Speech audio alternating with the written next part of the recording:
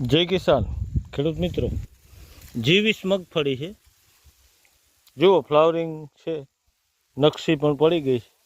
પણ અત્યારે આપણો જે મેઇન પ્રશ્ન છે ને હું રાતળ, આ રાતળ આવી ગયો છે. આખો ઘેરો જુઓ અને આમાં છે ને ભાઈ 4 સ્પ્રે કરી લીધા છે. તમે નેટીઓને વખાણતા હો તો નેટીઓ આમાં મારેલી છે. જુઓ આ પરિસ્થિતિ મગફળીની કેવી છે. અને તમે બધા માંડ્યા કહેવા કે મગફળી એવી ઉતરશે તેવી ઉતરશે. હજી ખેડૂતના ખેતરમાં હે ભાઈ, કાંઈ કોઈ ઉતરવાની નથી મગફળી.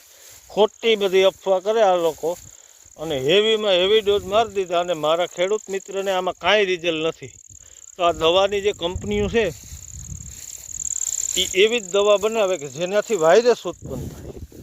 જુઓ આ મગફળી અવસ્થાની કેટલી છે, 3 મહિના અને 10 દીથી. અત્યારે ખેડૂતની પરિસ્થિતિ એવી છે કે આ મગફળી પાળવી પડશે આપણે.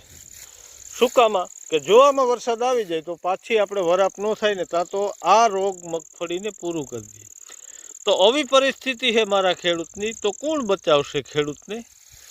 કોણ આવશે ખેડૂતને વારે? ક્યાંય ન્યાયની વાત તો કોઈ કરવાનું જ નથી.